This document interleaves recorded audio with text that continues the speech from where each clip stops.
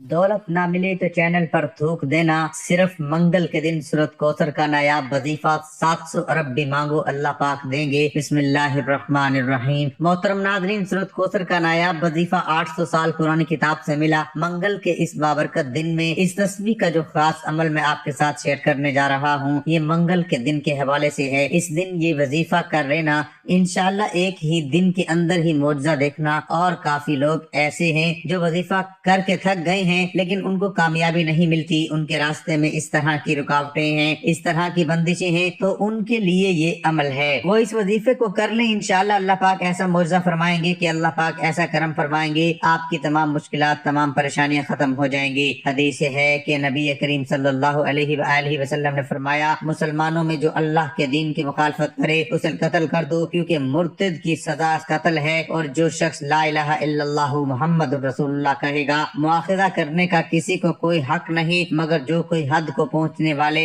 जुर्म का इर्तिकाब करेगा उस पर हद कायम की जाएगी। मुंदरजा बाला अहादीस नबी सल्लल्लाहु अलैहि वसल्लम से मालूम होता है कि तौहीद और रिसालत के ऐलान के तौर पर अहद नबवी में ला इलाहा इल्लल्लाहु मुहम्मदुर रसूलुल्लाह के अल्फाज इस्तेमाल होते हैं। सूरत कौसर का ये वजीफा इंतहाई खास और मुजर्रब वजीफा है। उसके बाद खुद मुआवजा देख लेना। इस वजीफे को हरगिज मत छोड़ना। खुदा की कसम, जितनी दौलत चाहोगे इंशाअल्लाह इससे ज्यादा पाओगे। इंशाअल्लाह अल्लाह पाक अपने वसी खजानों से अता करेंगे। हजरत अबू हुरैरा रज़ी अल्लाह ताला अन्हु से रिवायत है कि रसूलुल्लाह सल्लल्लाहु अलैहि वसल्लम ने फरमाया कि 3 आदमियों की दुआएं रद्द नहीं होती, रोजादार की, अफ्तार के वक्त आदिल हाकिम की, और मजलूम की दुआ। अल्लाह ताला मजलूम की दुआ को बादलों से भी ऊपर उठाता है और उसके लिए आसमान के दरवाजे खोल देता है। फिर अल्लाह ताला फरमाते हैं कि मेरी इज्जत की कसम, मैं जरूर तुम्हारी मदद करूंगा, अगरचे थोड़े अरसे के बाद करूं। रसूलुल्लाह सल्लल्लाहु अलैहि वसल्लम ने फरमाया कि हमारा परवरदिगार बुलंद बरकत वाला है। हर रात को उस वक्त आसमान में दुनिया पर आता है जब रात का आखिरी तिहाई हिस्सा रह जाता है। वो कहता है कोई मुझसे दुआ करने वाला है कि मैं उसकी दुआ कबूल करूं, मुझसे मांगने वाला कि मैं उसे दूं, कोई मुझसे बख्शिश तलब करने वाला है कि मैं उसको बख्श दूं। हजरत अबू हुरैरा रज़ी अल्लाह ताला अन्हु से रिवायत है कि रसूलुल्लाह सल्लल्लाहु अलैहि वसल्लम ने इरशाद फरमाया, मेरी उम्मत में मुझसे ज्यादा मोहब्बत रखने वाले लोगों में वो भी हैं जो मेरे बाद आएंगे। उनकी ये आरजू होगी कि काश वो अपना घर बार और माल सब कुर्बान करके किसी तरह मुझको देख लेते। नबी करीम सल्लल्लाहु अलैहि वसल्लम ने फरमाया, क्या मैं तुमको बेहतरीन सदके की चीज न बताऊं? तुम्हारी वो लड़की जो तलाक या शोहर के मर जाने के बाद लौट कर तुम्हारे ही पास आ गई हो और तुम्हारे अलावा उसका कोई कमाने वाला ना हो, तो तुम्हारा ऐसी लड़की पर खर्च करना बेहतरीन सदका है। रसूलुल्लाह सल्लल्लाहु अलैहि वसल्लम ने फरमाया, जिसने जुमा के दिन गुस्ल किया और खूब पाकी हासिल की और तेल या खुशबू इस्तेमाल की, फिर जुमे के लिए चला और 2 आदमियों के बीच में ना घुसा और जितनी उसकी किस्मत में थी नमाज पढ़ी, फिर जब इमाम बाहर आया और खुतबा शुरू किया तो खामोश हो गया, उसके इस जुमे से दूसरे जुमे तक तमाम गुनाह बख्श दिए जाएंगे। इब्ने मसूद रजी अल्लाह ताला अन्हु बयान करते हैं, रसूलुल्लाह सल्लल्लाहु अलैहि वसल्लम जो कि सादिक हैं, फरमाया, तुम में हर एक की तखलीक उसकी माँ के पेट में इस तरह मुकम्मल की जाती है कि वह 40 रोज तक नुत्फा रहता है, फिर इतनी मुद्दत जमा हुआ खून रहता है, फिर इतनी ही मुद्दत गोश्त का लोथड़ा रहता है, फिर अल्लाह 4 बातें लिखने के लिए इसकी तरफ एक फरिश्ता भेजता है, बस वो इसका अमल, इसकी उम्र, इसका रिस्क और इसका बद नसीब, ये सआदतमंद होना लिखता है। फिर उसमें रूह फूंक दी जाती है, बस उस जात की कसम जिसके सिवा कोई माबूद बरहक नहीं, बेशक तुम में से कोई शख्स अहले जन्नत के से अमल करता रहता है हत्ता कि उसके और जन्नत के माबेन सिर्फ एक हाथ का फासला रह जाता है, तो तकदीर उस पर गालिब आ जाता है और वो जहन्नुम का सा कोई अमल कर बैठता है तो उसमें दाखिल हो जाता है, और तुम में से कोई जहन्नुमी जैसे अमल करता रहता है हत्ता कि उसके और जहन्नुम के दरमियान एक हाथ का फासला रह जाता है, और वो अहले जन्नत का सा अमल कर लेता है तो उसमें दाखिल हो जाता है। हजूर सल्लल्लाहु अलैहि वसल्लम ने फरमाया, अल्लाह उस शख्स के चेहरे को तरोताजा रखे जिसने मेरे से कोई हदीस सुनी, फिर जैसे ही सुनी वैसे आगे पहुंचा दिया।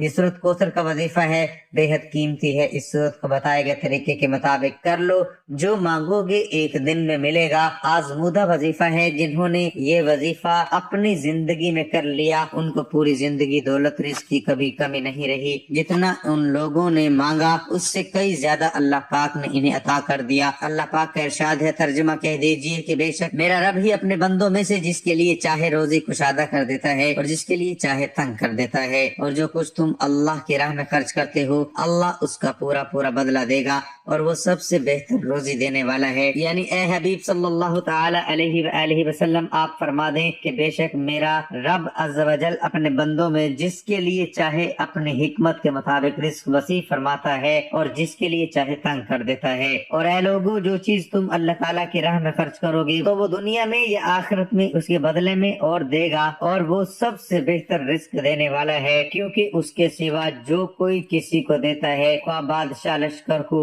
یا آقا غلام کو یا صاحب خانہ اپنے عیال کو، وہ اللہ تعالیٰ کی پیدا کی ہوئی اور اس کی عطا فرمائی ہوئی روزی میں سے دیتا ہے۔ رزق اور اس کے فائدے اٹھانے کے اسباب کا خالق اللہ تعالیٰ کے سوا اور کوئی نہیں، وہی حقیقی رازق ہے۔ حضرت ابو ہریرہ رضی اللہ تعالی عنہ سے روایت ہے، حضور اقدس صلی اللہ تعالی علیہ وآلہ وسلم نے فرمایا کہ اللہ تعالیٰ ارشاد فرماتا ہے، اے ابن آدم خرچ کرو میں تم پر خرچ کروں گا، بے شک اللہ تعالیٰ ہی رزق دینے والا اور سب سے بہترین رازق ہے۔ اور زمین پر جتنے بھی چلنے پھرنے والے ہیں ان سب کی روزیاں اللہ تعالیٰ ہی کے ذمہ ہیں، سب کو رزق اللہ تعالیٰ ہی دیتا ہے، اور یقیناً کسی لالچی کا لالچ اللہ تعالیٰ کے رزق کو زیادہ نہیں کر سکتا، اور نہ ہی کسی ناپسند کرنے والے کی ناپسندیدگی سے اسے ہٹا سکتی ہے۔ اور یہ اللہ کی حکمت ہے کہ اس کے رزق کے معاملے میں لوگوں میں فرق رکھا ہے، تو وہ جسے چاہے زیادہ رزق عطا فرما دے، جسے چاہے کم رزق عطا فرما دے، وہی مالک وہی خالق ہے۔ وہی ایک قوم کے رزق میں کشادگی کر دیتا ہے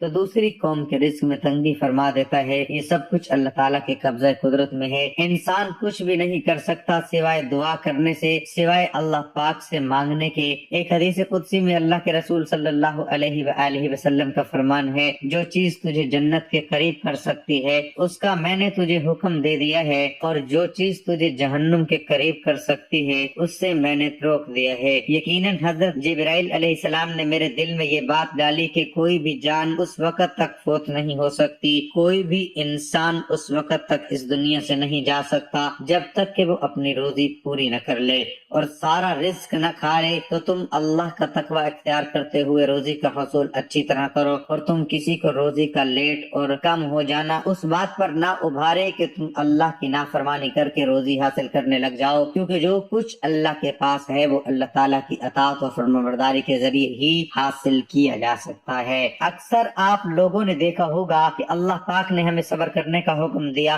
جب ہمیں مشکلات پیش آتی ہے، رزق کی تنگی ہوتی ہے تو ہم گلے شکوے کرنا شروع کر دیتے ہیں، پھر ہم ناجائز کاموں میں پڑ جاتے ہیں اور حرام اور حلال کو بھول جاتے ہیں۔ اللہ پاک نے اس چیز سے منع فرمایا۔ یاد رکھیں، رزق وہی اچھا ہے، وہی فضیلت والا ہے، وہی انسان کے لیے فائدہ مند ہے جس کو استعمال کرنے سے دنیا بھی آسان ہو جائے اور آخرت بھی آسان ہو جائے۔ رزق کی کمی اللہ تعالیٰ کی طرف سے نہیں بلکہ انسان کے خرچ نہ کرنے کی وجہ سے ہوتی ہے۔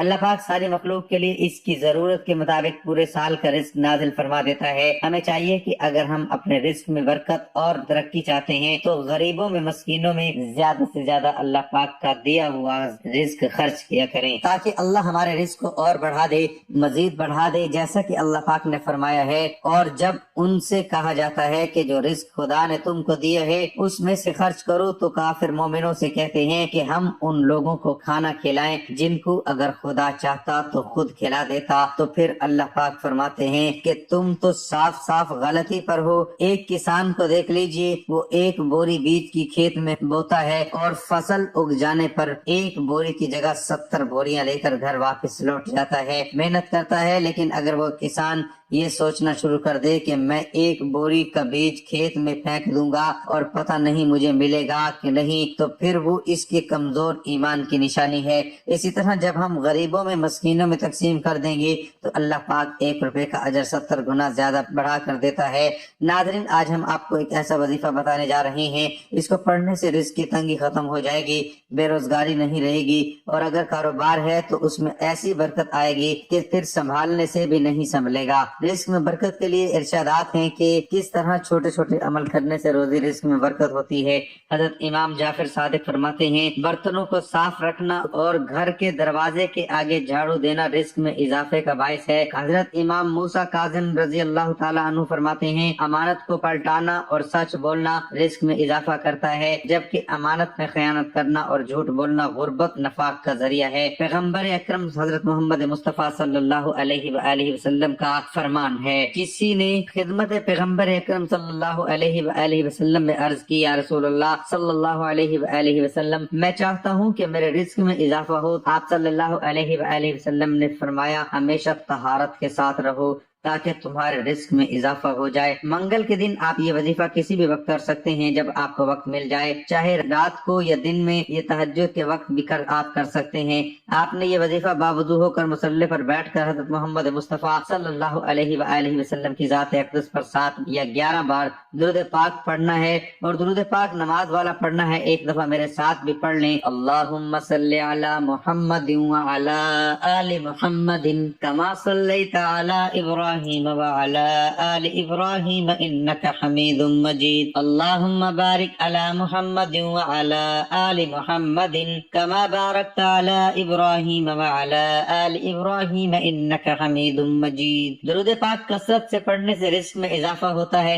امیر المؤمنین حضرت علی کرم اللہ وجہہ فرماتے ہیں طلب مغفرت کرنا استغفار روزی میں اضافہ کرتا ہے۔ پیغمبر اکرم حضرت محمد مصطفیٰ صلی اللہ علیہ وآلہ وسلم کا فرمان مفہوم ہے 4 چیزیں رزق میں اضافہ کرتی ہیں، اچھے اخلاق، ہمسایوں کے ساتھ اچھا برتاؤ، دوسروں کو تکلیف نہ دینا اور بے تابی سے بچنا۔ پیغمبر اکرم صلی اللہ علیہ وآلہ وسلم کا فرمان ہے سحر خیزی بابرکت عمل ہے اور تمام نعمتیں خصوصاً رزق میں اضافہ کرتی ہیں۔ حضرت امام محمد باقر رضی اللہ تعالی عنہ فرماتے ہیں اپنے دینی بھائیوں کی عدم موجودگی میں ان کے لیے دعا کیا کرو، کیونکہ ایسا کرنے سے رزق تمہارے جانب امڑ آئے گا۔ درود پاک پڑھنے کے بعد سورۃ کوثر کا ایک ایسا مختصر عمل جس سے کاروباری رکاوٹ، بندش، نکاح، محبت، خاتمہ، بے روزگاری، نافرمان اولاد کو راہ راست پر لانے کے لیے لاجواب عمل ہے۔ سورۃ کوثر کا وظیفہ آپ نے اس طرح کرنا ہے کہ ایک دانے پر لا الہ الا اللہ محمد الرسول اللہ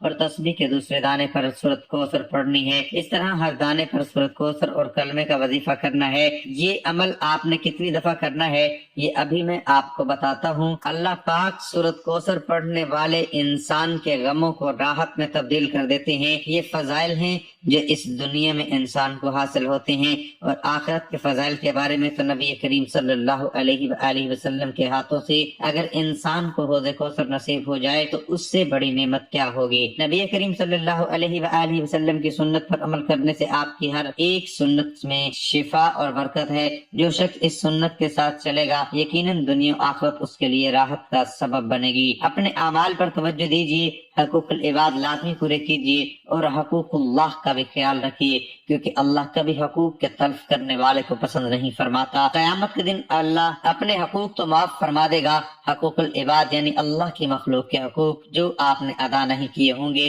ان کو معاف نہیں فرمائے گا، ان پر آپ کو سزا دی جائے گی اور آپ کی نیکیوں سے ان حقوق کو ادا کیا جائے گا۔ پیغمبر اکرم حضرت محمد مصطفیٰ صلی اللہ علیہ وآلہ وسلم کا فرمان ہے رزق اور معاش کی تلاش میں صبح سویرے نکلا کرو، اس لیے کہ صبح کا وقت روزی اور کامیابی کا باعث ہے۔ حضرت امام جعفر صادق رضی اللہ تعالیٰ عنہ فرماتے ہیں صلح رحمی انسان کو خوش اخلاق اور سخی بناتی ہے، ساتھ نفس کو پاک رزق اور عمر میں اضافہ کرتی ہے۔ پیغمبر اکرم حضرت محمد مصطفیٰ صلی اللہ علیہ وآلہ وسلم کا فرمان ہے جو اپنی عمر اور رزق میں اضافہ چاہتا ہے اسے چاہیے کہ پروردگار عالم کا تقوی اختیار کرے اور رشتہ داروں کے ساتھ صلح رحمی کرے۔ حضرت امام جعفر صادق رضی اللہ تعالی عنہ فرماتے ہیں جس کی زبان سچی ہوگی اس کا عمل اچھا ہوگا، اور جس کی نیت اچھی ہوگی اس کے رزق میں اضافہ ہوگا، اور جس کی اپنے اہل و عیال کے ساتھ گفتار اچھی ہوگی اس کی عمر میں اضافہ ہو جاتا ہے۔ پیغمبر اکرم حضرت محمد مصطفیٰ صلی اللہ علیہ وآلہ وسلم کا فرمان ہے جو بھی دنیا سے پشت کر کے اللہ کی طرف آئے گا اللہ اس کے مخارج اور رزق کا انتظام فرمائے گا اور اسے ایسی جگہ سے رزق دے گا جہاں سے وہم و گمان بھی نہ ہوگا۔ آپ اللہ پاک سے اپنی تمام حاجتوں کے لیے، اپنی مرادوں کے لیے مانگ لیجئے گا۔ دعا کے معنی اللہ تعالیٰ سے مانگنے اور اس کی بارگاہ میں اپنا دامن پھیلانے کے ہیں۔ دعا صرف مشکلات، پریشانی یا بیماری سے چھٹکارا پانے کے لیے نہیں کی جاتی، بلکہ لوگ خالق حقیقی کی معرفت سے سرشار ہیں، وہ اس کی بارگاہ میں ہر وقت دعا کرتے ہیں کہ قرب الہی حاصل ہو جائے۔ قبولیت دعا کے لیے ایک ضروری شرط یہ ہے کہ آدمی جلد بازی سے کام نہ لے۔ بعض دفعہ ایسا ہوتا ہے کہ آدمی اب ایسی کسی حاجت کے لیے دعا مانگتا ہے، مگر جب بظاہر وہ مراد بر نہیں آتی تو مایوس ہو کر نہ صرف دعا کو چھوڑ دیتا ہے، دعا کرتے وقت انسان یہ محسوس کرے کہ اسے اللہ تعالیٰ سے استطاعت کی شدید ترین ضرورت ہے، اور صرف اللہ تعالیٰ ہی کی ذات پاک ہے جو اس مجبور کی دعا کو اس وقت شرف قبولیت سے نوازتا ہے جب وہ اس سے دعا کرے۔ اللہ ہی کی ذات ہر تکلیف کو دور کرنے والی ہے۔ اگر کوئی شخص اس طرح دعا کرے کہ وہ سمجھتا ہو کہ وہ اللہ تعالیٰ سے بے نیاز ہے، اسے اللہ سبحانہ و تعالیٰ کی ذات اقدس سے استطاعت کی کوئی ضرورت و حاجت نہیں، بلکہ وہ صرف عادت اور روٹین کے طور پر دعا کر رہا ہے، تو ایسی دعا اللہ تعالیٰ کی بارگاہ الہی میں قبول نہیں ہوتی۔ ایک دفعہ ایک عورت رسول اللہ صلی اللہ علیہ وآلہ وسلم کے پاس آئی اور اپنے شوہر کی شکایت کی کہ وہ بہت زیادہ اپنے دوستوں کو گھر دعوت دیتا رہتا ہے اور وہ تھک جاتی ہے کھانا بنا بنا کے، اور ان کے مہمانداری میں رسول اللہ صلی اللہ علیہ وآلہ وسلم نے کوئی جواب نہیں دیا، اور وہ عورت واپس چلی گئی۔ کچھ دیر بعد رسول اللہ صلی اللہ علیہ وآلہ وسلم نے اس عورت کے شوہر کو بلوایا اور فرمایا، آج میں تمہارا مہمان ہوں۔ وہ آدمی بہت خوش ہوا اور گھر جا کے اپنی بیوی کو بتایا کہ رسول اللہ صلی اللہ علیہ وآلہ وسلم آج ہمارے مہمان ہیں۔ اس کی بیوی بے حد خوش ہوئی اور وقت لگا کر اور محنت سے ہر اچھی چیز تیار کرنے میں مصروف عمل ہو گئی۔ اس زبردست پرتکلف دعوت کے بعد رسول اللہ صلی اللہ علیہ وآلہ وسلم نے اس شخص سے کہا، اپنی بیوی سے کہنا اس دروازے کو دیکھتی رہے جس سے میں جاؤں گا۔ تو اس کی بیوی نے ایسا ہی کیا، وہ دیکھتی رہی کہ کس طرح رسول اللہ صلی اللہ علیہ وآلہ وسلم کے گھر سے نکلتے ہی آپ کے پیچھے سے بہت سے حشرات، بچھو اور بہت سے مہلک حشرات بھی گھر سے باہر نکل گئے، اور یہ عجیب و غریب منظر دیکھ کر وہ بے ہوش ہو گئی۔ جب رسول اللہ صلی اللہ علیہ وآلہ وسلم کے پاس آئی تو آپ نے فرمایا کہ یہ ہوتا ہے جب تمہارے گھر سے مہمان جاتا ہے تو اپنے ساتھ ہر طرح کے خطرات، مشکلات اور آزمائش اور مہلک جاندار گھر سے باہر لے جاتا ہے، اور یہ اس وجہ سے ہوتا ہے کہ جو تم محنت کر کے اس کی خدمت اور خاطر مدارت کرتی ہو۔ جس گھر میں مہمان آتے جاتے رہتے ہیں اللہ اس گھر سے محبت کرتا ہے، اس گھر سے بہتر اور کیا ہوگا۔ جو چھوٹے بڑے کے لیے کھلا رہے ہیں، ایسے گھر پر اللہ کی رحمت اور بخشش نازل ہوتی رہتی ہے۔ رسول اللہ صلی اللہ علیہ وآلہ وسلم نے فرمایا، جب اللہ کسی کا بھلا چاہتے ہیں تو اسے نوازتے ہیں۔ انہوں نے پوچھا، کس انعام سے اے اللہ کے رسول صلی اللہ علیہ وآلہ وسلم؟ آپ نے فرمایا، مہمان اپنا نصیب لے کر آتا ہے اور جاتے ہوئے گھر والوں کے گناہ اپنے ساتھ لے جاتا ہے۔ عزیز دوستو، جان لو کہ مہمان جنت کا راستہ ہے۔ رسول اللہ صلی اللہ علیہ وآلہ وسلم کا ارشاد ہے کہ جو اللہ اور روز آخر پر ایمان رکھتا ہو وہ اپنے مہمان کے ساتھ بے لوث ہو۔ پیغمبر اکرم حضرت محمد مصطفیٰ صلی اللہ علیہ وآلہ وسلم کا فرمان ہے، مہمان اپنا رزق لے کر آتا ہے اور میزبان کے گھر والوں کے گناہ دھو ڈالتا ہے۔ ناظرین، یاد رہے کہ سورۃ کوثر کا ایک ایسا مختصر عمل جو اب میں آپ کو بتانے جا رہا ہوں کہ آپ نے کس ترتیب سے اس وظیفے کو کرنا ہے۔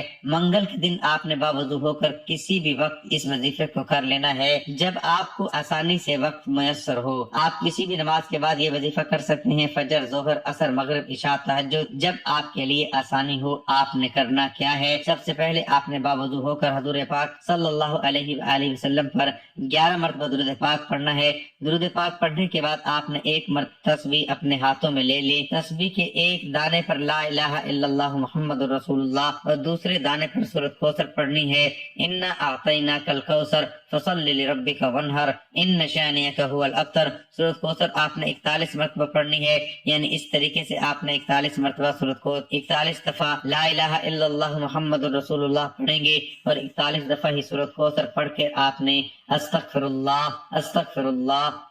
اللہ کی ایک مکمل تصویر پڑھ کر آخر میں دوبارہ درود پاک 11 مرتبہ پڑھنا ہے۔ یہ وظیفہ پڑھنے سے آپ کے تمام مسائل حل ہو جائیں گے اور اللہ تعالیٰ آپ کو اپنے غیب سے اتنا رزق عطا کرے گا کہ آپ لوگ خود حیران رہ جائیں گے۔ یہ سورۃ کوثر کا ایک خاص وظیفہ ہے۔ ان وظائف سے انشاءاللہ ایسا معجزہ ہوگا کہ آپ لوگوں کی ہر پریشانی دور ہو جائے گی، اللہ پاک ہر مشکل کو ختم فرما دیں گے۔ رزق اور دولت کی اسے پرواہ نہیں ہوگی کہ پیسہ آپ سے ختم نہیں ہوگا، اللہ پاک ہر مشکل کو ختم فرما دیں گے۔ پروردگار عالم قرآن مجید فرقان حمید میں ارشاد فرماتا ہے، اور جو کوئی اللہ سے ڈرتا ہے اللہ اس کے لیے مشکل سے نجات کا راستہ پیدا کر دیتا ہے اور اسے وہاں سے رزق دیتا ہے جہاں سے اسے گمان بھی نہیں ہوتا۔ حضرت محمد مصطفیٰ صلی اللہ علیہ وآلہ وسلم سے منقول ایک حدیث میں آیا ہے، جو بھی زیادہ سے زیادہ استغفار کرے گا خداوند عالم اس کی ہر پریشانی کو کشائش اور تنگی کو آسائش میں بدل دے گا اور اسے وہاں سے رزق عطا فرمائے گا جہاں سے اسے گمان بھی نہیں ہوتا۔ اس کا یہ مطلب ہرگز نہیں کہ انسان قرآنی آیات کا ورد کرتے ہوئے اللہ کی طرف سے رزق کے ملنے کا انتظار کرے، بلکہ تقوی اور پرہیزگاری کا مقصد ہی مسلسل سعی اور کوشش کرنا ہے۔ سعی اور کوشش کے باوجود اگر کسی کے لیے رزق نہیں مل رہا تو اس وقت خداوند عالم نے کشائش کی ضمانت دی ہے، اور اس آیت کے نازل ہونے کے بعد پیغمبر اکرم حضرت محمد مصطفیٰ صلی اللہ علیہ وآلہ وسلم کے بعد اصحاب یہ کہتے ہوئے کہ اللہ نے ہمارے رزق کی ذمہ داری لے لی ہے، کسب و وقار چھوڑ کر عبادت الہی میں مشغول ہو گئے۔ پیغمبر اکرم حضرت محمد مصطفیٰ صلی اللہ علیہ وآلہ وسلم کو جب اس کا علم ہوا تو ان سے فرمایا، جو بھی ایسا کرے اس کی کوئی دعا قبول نہیں ہوگی، لہٰذا تمہیں چاہیے کہ دعا کے ساتھ سعی اور کوشش جاری رکھو۔ پیغمبر اکرم حضرت محمد مصطفیٰ صلی اللہ علیہ وآلہ وسلم کا فرمان ہے، جو مجھے ماں باپ کے ساتھ نیکی اور صلح رحمی کی ضمانت دے میں اسے مال و دولت اور عمر میں اضافے اور رشتہ داروں کے دلوں میں اس کی نسبت محبت کی ضمانت دوں گا۔ امیر المؤمنین حضرت علی کرم اللہ وجہ فرماتے ہیں، دیانتداری رزق لاتی ہے جبکہ خیانت فقر لے آتی ہے۔ اللہ پاک آپ سب کو اپنے حفظ و امان میں رکھے، اللہ پاک آپ کی مشکلات کو آسان فرمائے، آپ کے رزق میں آپ کی روزی میں بہت زیادہ اضافہ ہو۔ ایک رات حضرت عمر بن خطاب رضی اللہ تعالی عنہ اپنے عہد خلافت میں لوگوں کے خیالات کا جائزہ لے رہے تھے اور ان کی خبرگیری میں مصروف تھے کہ آپ رضی اللہ تعالی عنہ کو تھکاوٹ محسوس ہوئی تو کسی گھر کی دیوار کے ساتھ ٹیک لگا لی۔ اسی دوران کیا سنتے ہیں کہ ایک عورت اپنی بیٹی سے کہہ رہی ہے کہ بیٹی جاؤ اٹھو اور دودھ میں پانی ملا دو۔ بیٹی نے کہا، اماں کیا آپ کو معلوم نہیں کہ امیر المؤمنین حضرت عمر بن خطاب رضی اللہ تعالی عنہ نے اس سے منع کیا ہے؟ اس کی ماں نے کہا، اے بیٹی جاؤ تم دودھ میں پانی ملا دو، عمر رضی اللہ تعالی عنہ ہمیں نہیں دیکھ رہا ہے۔ اس لڑکی نے جواب دیا کہ اماں اگر عمر رضی اللہ عنہ نہیں دیکھ رہا تو عمر رضی اللہ تعالی عنہ کا رب تو ہمیں دیکھ رہا ہے۔ حضرت عمر رضی اللہ تعالی عنہ کو اس نیک لڑکی کی بات پسند آئی۔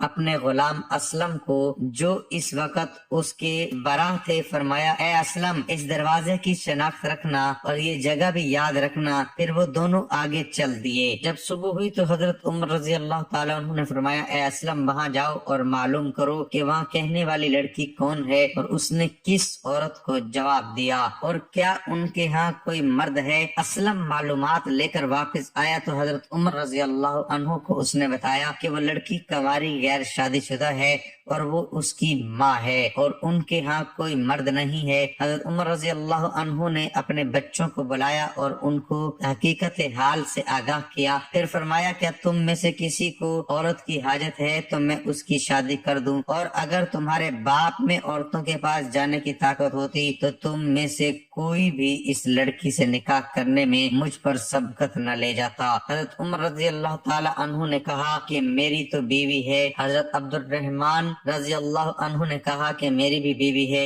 حضرت عاصم رضی اللہ عنہ نے کہا کہ ابا جان میری بیوی نہیں ہے، آپ میری شادی کر دیں۔ چنانچہ حضرت عمر رضی اللہ عنہ نے اس لڑکی کو پیغام دے بھیجا اور اپنے بیٹے عاصم سے اس کی شادی کر دی۔ عاصم کے ہاں بیٹی پیدا ہوئی جو حضرت عمر بن عبدالعزیز رحمۃ اللہ علیہ کی والدہ بنی۔ حضرت عمر بن عبدالعزیز بن مروان کے سب سے زیادہ عادل حکمران اور پانچوں خلیفہ راشد تھے۔ دعا ہے کہ اللہ تعالیٰ میرا سنانا اور آپ کا سننا اپنی بارگاہ الہی میں قبول و منظور فرمائے، آمین ثم آمین۔ تمام احباب سے گزارش ہے کہ اللہ تعالیٰ کے 99 ناموں میں سے ایک نام ضرور ٹائپ کریں۔